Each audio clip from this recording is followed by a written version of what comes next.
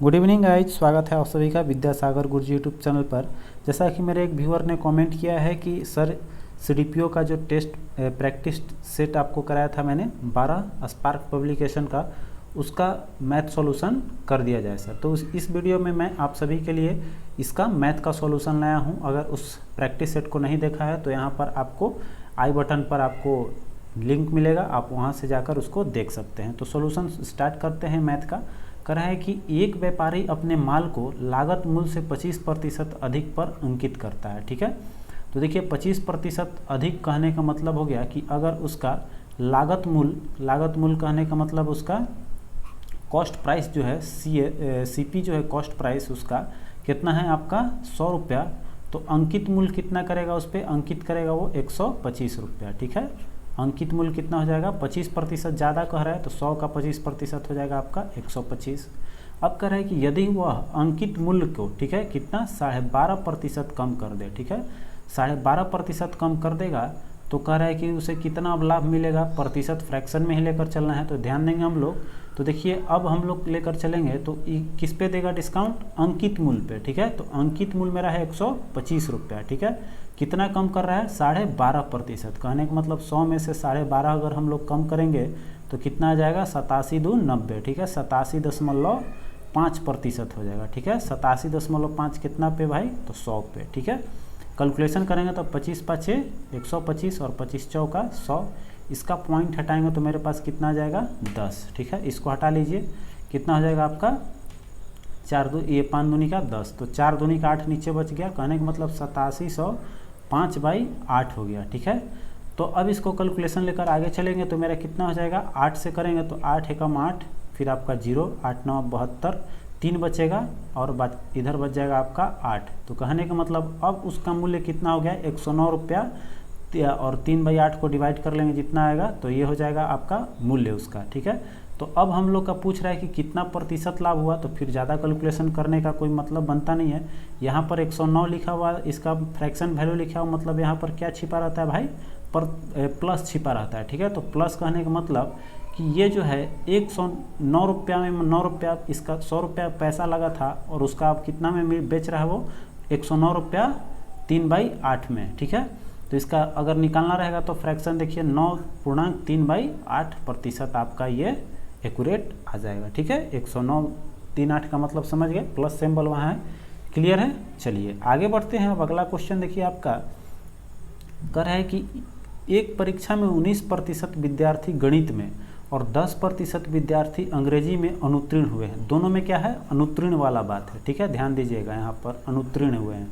और यदि सारे विद्यार्थी में से 7% विद्यार्थी दोनों विषय में ही अनुत्तीर्ण हुए हैं। ठीक है, दोनों विषय में अनुत्तीर्ण कहने का मतलब क्या हो गया, ये इंटरसेक्शन हो गया। ठीक है, और यूनियन आपका पूछ रहा है कि दोनों विषयों में उत्तीर्ण होने वाले विद्यार्थियों की संख्या कितनी है, माने इससे हट के पूछ रहा है। तो फॉर्मूला क्या होता है आपका, नंबर ऑफ, अगर यूनियन निकालना रहेगा तो a + b, मतलब इसको हम लोग जोड़ लेते हैं। ये सेट थ्योरी का आप लोगों ने पढ़ा होगा, और उसमें से हम लोग माइनस कर लेते हैं इंटरसेक्शन का। ठीक है, तो इसमें क्या हो जाएगा, आपको सिंपल चीज़ है, कितना हो जाएगा 10 + 19 और -7 घटाइए, कितना हो जाएगा 12।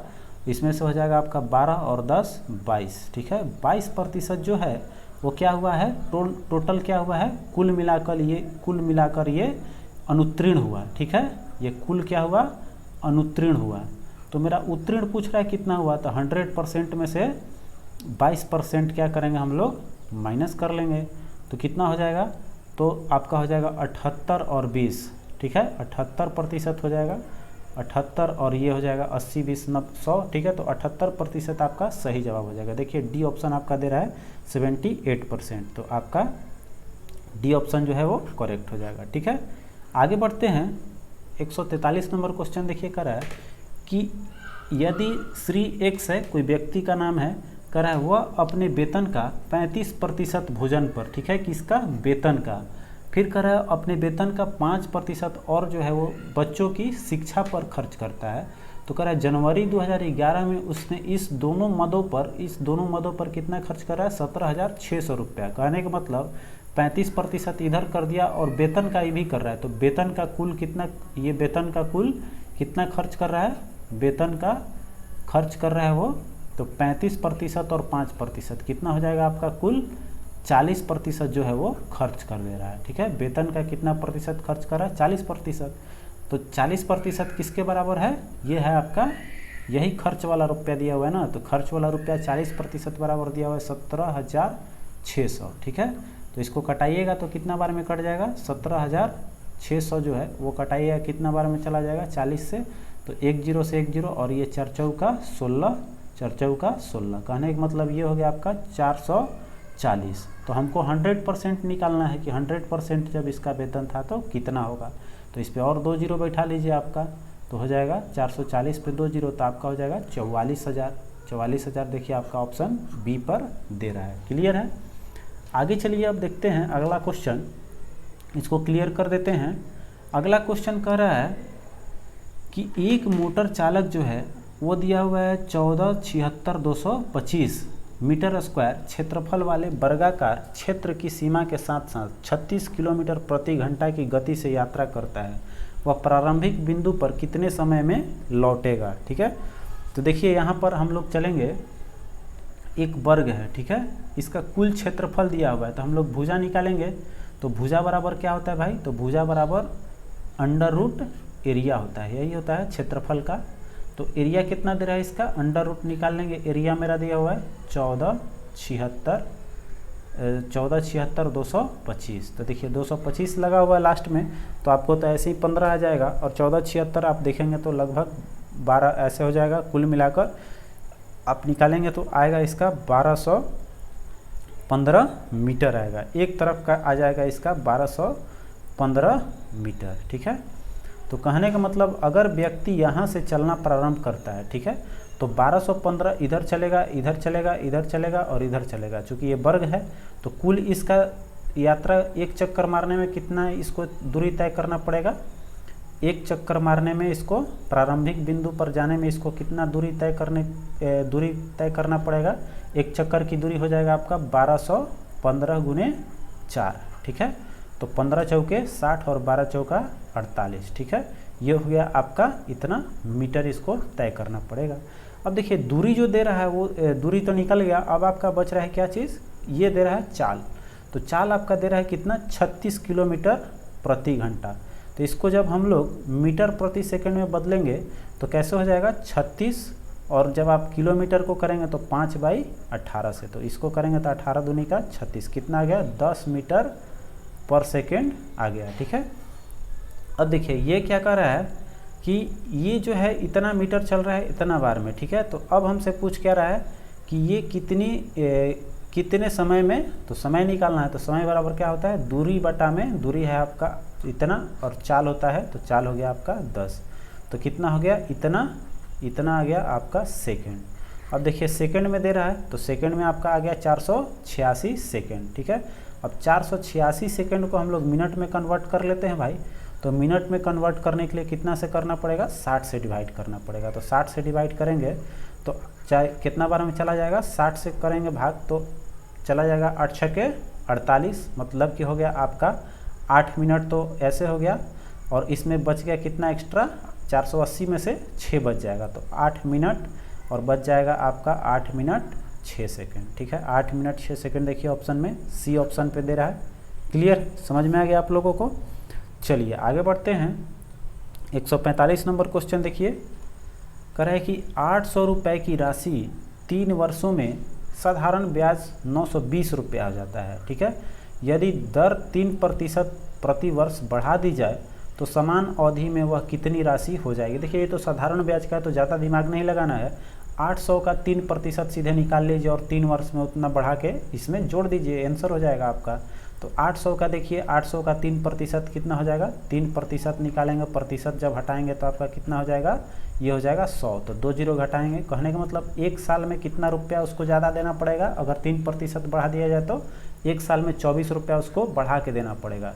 तो कितना साल तक वो दिया है, 3 साल तक, तो 3 गुना 24 मतलब कितना रुपया ज़्यादा लग जाएगा, 72 रुपया। तो पहले लगता था उसका कितना, 920 रुपया, अब 920 रुपया में 72 रुपया और ज़्यादा जोड़ दीजिए, कितना हो गया आपका 992 रुपया। आपका देखिए 992 ए ऑप्शन में दिया हुआ है, करेक्ट है। चलिए आगे बढ़ते हैं, कह रहा है कि देखिए 13% लाभ पर एक मेज बेच रहा है, ठीक है। एक मेज 13% लाभ पर बेची जाती है। यदि इसे 25 रुपये अधिक पर बेचा जाता तो 18% लाभ होता, ठीक है। तो देखिए 13% में बेचता है, 18% पे बेचता है, तो कंडीशन हो जा रहा है कि 25 रुपया लाभ होता। तो कितना प्रतिशत का अंतर हो रहा है? 5% का अंतर हो रहा है, ठीक है। कब? जब 25 रुपया ज़्यादा हो जाएगा तब, ठीक है। बात समझिएगा, 13% में बेच रहा था लेकिन 25 रुपया और ज़्यादा में बेचता तो उसको 18% लाभ होता। कहने का मतलब उसका कीमत 25 रुपया तब बढ़ता जब इसमें 18 से 13 से 18 हो जाता, मतलब कि 5% और बढ़ाता, तब तो जाकर 25 रुपया ज़्यादा में उसको मिलता। बात समझ गए? तो 1% कितना हो जाएगा आपका? 1% का वैल्यू हो जाएगा 5 रुपया। जैसे कि 25 में आप जब 5 से भाग देंगे तो कितना आ जाएगा? 1% का वैल्यू आ जाएगा आपका 5 रुपया। तो देखिए ये हम लोग मानकर चले हैं कितना प्रतिशत पे बेचेगा वो? 100% पे। तो कुल वैल्यू कितना? 100 से गुना कर दीजिएगा तो हो जाएगा 500 रुपया। आपका मेज का लागत मूल्य 500 रुपया आया। तो इसमें तो आपका ऑप्शन कोई दे ही नहीं रहा है। विक्रय मूल्य कहने का मतलब आपका कितना हो जाएगा? 500 रुपया।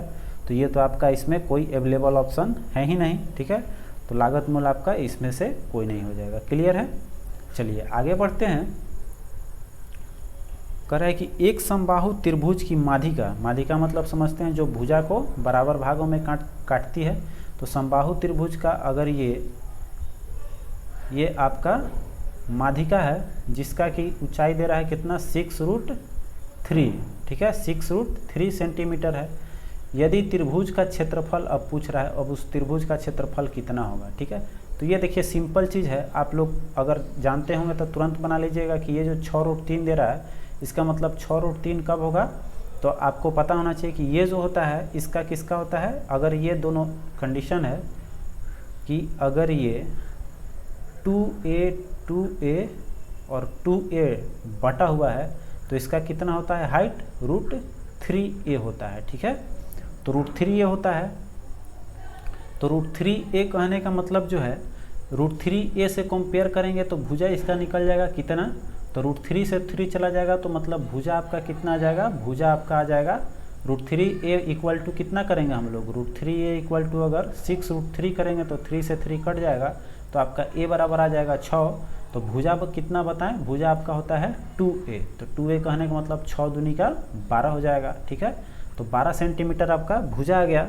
तो अब आप यहाँ से क्या निकालेंगे? क्षेत्रफल निकाल सकते हैं। तो क्षेत्रफल बराबर क्या होता है? √3 एरिया इक्वल टू क्या होता है? √3/4 इंटू भुजा स्क्वायर, ठीक है। तो भुजा स्क्वायर वैल्यू रख लीजिए आप लोग। तो वैल्यू रखेंगे तो कितना हो जाएगा? √3/4 और गुने भुजा का वैल्यू देख लीजिए कितना है? 12 का स्क्वायर। तो 12 गुना 12 हो जाएगा। तो 4 तिहाई 12, अब 12 तिहाई कितना हो जाएगा? 36√3 सेंटीमीटर स्क्वायर। आपका यही आंसर हो गया। देखिए 36√3 आपका डी ऑप्शन सही हो जाएगा।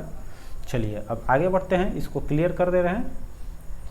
अब चलते हैं अगला क्वेश्चन। देखिए कर रहा है कि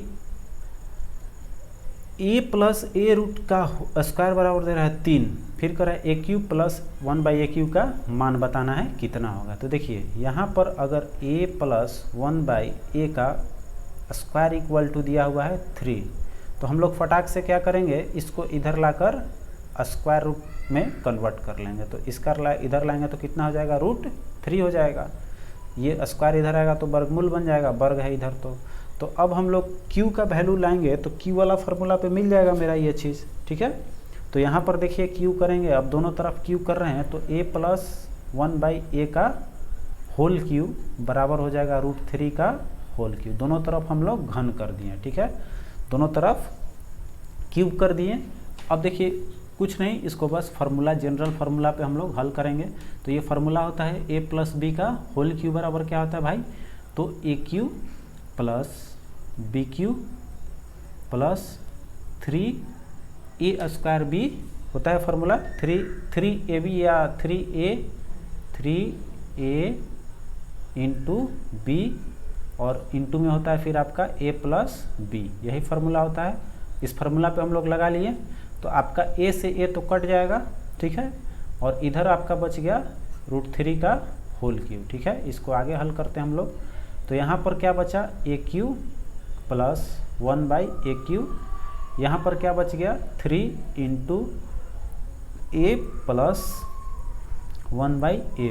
अब देखिए इसको हल करेंगे तो √3 का होल क्यूब लिखने का मतलब क्या हुआ, √3 गुने √3 गुने √3, 3 बार लिखिएगा जब आप तो 2 √3 मिलकर आपका एक 3 दे देगा और एक बच जाएगा आपका √3। कहने का मतलब 3 √3 आ गया इधर, ठीक है। अब देखिए आगे चलेंगे तो ए क्यू प्लस 1/a क्यू यहाँ प्लस हो गया 3 इंटू, देखिए इतना का वैल्यू हम लोगों ने ऊपर यहाँ निकाला हुआ है, यहाँ है ये देखिए 1 + 1/a क्यू का वैल्यू कितना हो जाएगा √3 और इधर भी है आपका 3 √3, तो ये तो दोनों कट जाएगा, इधर लाएंगे तो -0 हो जाएगा। तो ए क्यू प्लस 1/a क्यू का वैल्यू कितना आ गया, कितना हो जाएगा, इधर लाएंगे तो ये 0 दोनों घट जाएगा तो 0 बच जाएगा, आपका आंसर ये हो जाएगा 0। चलिए सही जवाब है। आगे बढ़ते हैं, कह रहे हैं कि पिता और पुत्र की वर्तमान आयु का अनुपात क्रमशः 5:1 है, फिर कह रहा है 7 वर्ष बाद यह अनुपात 3:1 हो जाता है, तो पुत्र की वर्तमान आयु क्या होगी। तो देखिए फटाफट से इसको हल करते हैं, आप लोग को ये कॉन्सेप्ट पता होगा। तो देखिए अगर दिया हुआ है पहले क्या लिख लेते हैं, पिता का दिया हुआ है, फिर एक तरफ दिया हुआ है पुत्र का, ठीक है। तो पिता का कितना है 5:1, ये कब है, वर्तमान का है। फिर देखिए अब 7 वर्ष बाद का दे रहा है, 7 वर्ष बाद, ठीक है, 7 वर्ष बाद है, तो ये अनुपात कितना हो जा रहा है आपका 3:1। तो देखिए इसको तुरंत बनाने के लिए हम लोग क्या करते हैं, आपको ट्रिकी उपाय देखते हैं हम लोग कि इसका अंतर बराबर है कि नहीं। तो ये आपका अंतर 2 का है, यहाँ पर अंतर 0 का है, तो अब ये तो अंतर सेम है नहीं, तो अब इसको बराबर करने के लिए क्या करते हैं हम लोग, मल्टीप्लाई कर लेंगे। तो इसका डिफरेंसेज कितना है 4, तो नीचे वाला में 4 का, और इसका डिफरेंसेज है 2, तो 2 का ऊपर, तो ये गुना हो जाएगा 5 दूनी का 10, और ये फिर हो जाएगा आपका 2, फिर इसको गुना करेंगे पूरे में तो 3 दूनी का 6, और ये हो जाएगा 2, ठीक है। सॉरी उल्टा गुना होगा, देखिए ये इसमें 4 से ना गुना करना है आपको, तो 4 का ये हो जाएगा आपका 12, इसको क्लियर करते हैं हम लोग। 4 का कितना हो जाएगा 12, ठीक है, और यहाँ पर हो जाएगा आपका 4 एकम 4, ठीक है, ये 4 से गुना करना था, हम 2 से कर दिए थे। अब इसका डिफरेंस देखिए कितना हो जाएगा, इसका 2 और इसका भी डिफरेंस हो गया 2। अब डिफरेंस क्लियर हो गया, तो ये आपका है वर्तमान का, ये प्रेजेंट टाइम का हो गया, और ये हो गया आपका 7 वर्ष बाद का, ठीक है, 7 वर्ष बाद वाला है। तो 7 वर्ष कहने का मतलब इसका रेशियो घटाने पे कितना है 2, तो 2 अनुपात कितने के बराबर है 7 के बराबर है, तो 1 अनुपात कितने के बराबर हो जाएगा, तो भागा करेंगे तो 3.5 के बराबर, ठीक है। 7.5 को 2 से भागा देंगे तो 3.5 हो जाएगा, 7 को भागा देंगे तो 7 को 2 से भाग दिए 3.5 हो गया। अब देखिए हमसे पूछ क्या रहा है, आते हैं अब क्वेश्चन पे, तो कह रहे हैं कि पुत्र की वर्तमान आयु, तो देखिए वर्तमान आयु का नया फॉर्मेट कौन आया मेरा, ये आया, तो ये है आपका पिता वाला और ये है आपका पुत्र वाला। तो पुत्र का कितना है 2 अनुपात में है, तो 3.5 1 अनुपात का है, तो 2 अनुपात का गुणा करेंगे तो कितना हो जाएगा आपका 7 वर्ष। क्लियर है, तो 7 वर्ष हो जाएगा। अगर यही आपसे पूछता कि बताइए इसमें ये आपका पिता का कितना उम्र होगा, तो पिता का करना रहता, तो पिता मेरा कितना है 10 आया है, तो इसमें 10 से गुना करते तो कितना हो जाता, वर्तमान आयु उसका 35 साल, ठीक है, 10 से गुना करेंगे तो 35 साल हो जाता। समझ में आ गया। चलिए अगर दूसरा मेथड क्या है, दूसरा आपको वही बचपन वाला मेथड जैसे कि आप सभी लोग बनाते होंगे, तो वो देखिए वो मेथड कैसे है, बचपन वाला जो हम लोग बनाते थे इसको हटा देते हैं, तो वो ऐसे है जैसे वर्तमान आयु मान लेते हैं, अगर x है, ठीक है, किसका, अगर x मानते हैं किसका, पुत्र का, तो पिता का कितना हो जाएगा, पिता का हो जाएगा आपका 5x, ठीक है। अब 7 वर्ष बाद यह क्या हो जाएगा, 7 वर्ष बाद इक्वेशन बनाइएगा तो दोनों में 7 साल जुड़ जाएगा, x + 7 और ये हो जाएगा 5x + 7, ठीक है। तो ये कह रहा है कि अब अनुपात कितना हो जा रहा है 3:1, तो कहने का मतलब इसमें 3 से गुना और इसमें 1 से गुना, ठीक है। बाकी कैलकुलेशन आप कर लीजिएगा, 3x + 21 = 5x + 7, तो इसको इधर लाइएगा तो कितना हो जाएगा 2x = 21 में से घटाइएगा 7 तो कितना आ जाएगा 14, तो x बराबर कितना आ गया 7। कहने का मतलब पुत्र का आयु x माने थे तो कितना हो जाएगा आपका 7 साल, और इसका 5x था तो कितना हो जाएगा 7 × 5 = 35 साल। वैसे भी आ गया, दोनों तरीके से आप इसको बना सकते हैं, ठीक है। अब देखिए अगला क्वेश्चन 150 नंबर का है, रीजन को क्या लिखा जा रहा है, कोड भाषा लैंग्वेज कोडिंग है, ये दिया हुआ है कितना 5 लिखा हुआ है, और फिर कह रहा है बिलीव्ड को 7 लिखा जा रहा है, तो गवर्नमेंट के लिए कौन सा कोड होगा। तो इसमें देखिए कोई ज़्यादा दिमाग नहीं लगाना है, आप लोग देखकर समझ गए होंगे। रीजन में कितना वर्ड है, 6 वर्ड है, 6 में से 1 कम करके लिख रहा है। फिर यहाँ देखिए बिलीव्ड में कितना हो जाएगा, 4 और 4 आपका 4 इसमें है, और बिलीव्ड में आप आगे चलेंगे तो इसमें 2, इसमें 2 कम कर दिए। अगला वर्ड में आपका 2 कम कर दिया है। तो गवर्नमेंट वाला में कितना हो जाएगा आपका, यहाँ पर बिलीव्ड में देखिए बिलाइव, ओहो गलती, इसमें 2 बार VED टाइप हो गया है। अब देखिए इसमें 2, 2 4, 2 6, 2 8, 1 9 वर्ड दे दिया है। तो बिलाइव्ड ये मीनिंग कुछ गलत टाइप हो गया है, ठीक है। इसमें आप देखेंगे VED आपका 2 बार हो गया है, ठीक है। तो इसमें बिलीव होगा, आपको बिलीव्ड लिखना चाहिए था उन लोगों को। तो बिलीव्ड में आपको देखेंगे बिलीव्ड का स्पेलिंग बिलीव्ड आपका ये हो गया, ठीक है। तो इसमें देखिए कितना वर्ड हो जाएगा, 4 और 4 8 वर्ड, ठीक है। तो 8 वर्ड में से आपका क्या हो जाएगा, ये 8 वर्ड में से आपका 7 वर्ड लिखेगा 1 कम करके। तो उसी तरह से गवर्नमेंट का जाइए तो गवर्नमेंट का हो जाएगा 4, और ये हो जाएगा 4 4 8 और 2 10, 10 का 1 कम कर लेंगे तो कितना हो जाएगा आपका 9, ठीक है। बाकी इसमें कोई भी चीज़ लगा कर देखिएगा तो वो नहीं होगा, चूँकि रीज़न है तो इसमें 25 से ज़्यादा हो जाएगा, ऐसे कैलकुलेशन करने पर भी इसमें भी नहीं हो पाएगा। तो आपका यही बनता है। तो उम्मीद करते हैं ये आपको अच्छा लगा होगा वीडियो। प्लीज़ वीडियो को लाइक और शेयर ज़रूर कर लीजिएगा। तो मैथ का भी प्रैक्टिस करना है हम लोग को CDPO के लिए। तो CDPO के लिए इतना रखते हैं आज के लिए, बस मिलते हैं अगले वीडियो में। बाकी आपको चलती रहेगी जो भी चल रहा है मटेरियल।